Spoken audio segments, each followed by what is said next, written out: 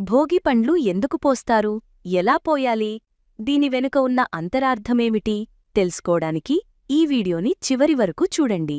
భోగిపండ్లు అంటే కేవలం రేగుపండ్లు మాత్రమే కాదు. రేగుపండ్లు, చెరకుగడ ముక్కలు, బంతిపూల రేకలు, చిల్లర నాణాలు మరియు అక్షింతలను కలిపి భోగిపండ్లుగా పిలుస్తారు. కొన్ని ప్రాంతాల్లో శనగలు కూడా కలుపుతారు. పిల్లలపై ఉన్న దుష్టదృష్టి తొలగి వారికి ఆయురారోగ్యాలు కలగాలని ఈ సాంప్రదాయం చేస్తారు. రేగుపండ్లను బద్రీఫలం అని కూడా అంటారు. సంస్కృతంలో రేగు అంటే దీర్ఘాయుష్షు. అందుకే పిల్లలపై రేగుపండ్లు పోస్తారు. ఈ వేడుకతో కుటుంబ సభ్యుల మధ్య ప్రేమ, అనుబంధం పెరుగుతుంది.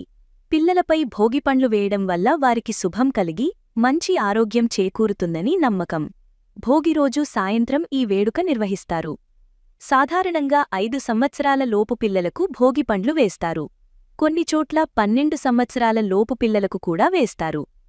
పిల్లలు తలస్నానం చేసి కొత్తబట్టలు ధరించి పీటపై కూర్చోవాలి. ముందుగా ఇంట్లో పెద్దవాళ్లు భోగిపండ్లు పోయాలి.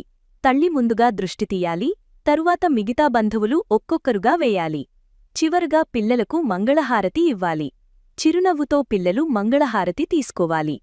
భోగిపండ్లు పోసిన తరువాత పండ్లు లేదా నాణాలు పిల్లలు దుర్వినియోగం చేయకుండా వాటిని శుభ్రంగా భద్రపరచాలి.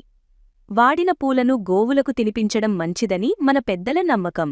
మీ పిల్లలు లేదా మీ కుటుంబంలోని చిన్నారులకు భోగిపండ్లు పోయడానికి మీరు సిద్ధమవుతున్నారా? దీనికి సంబంధించిన ఇంకేమైనా సందేహాలు ఉన్నాయా? కామెంట్ చేయండి.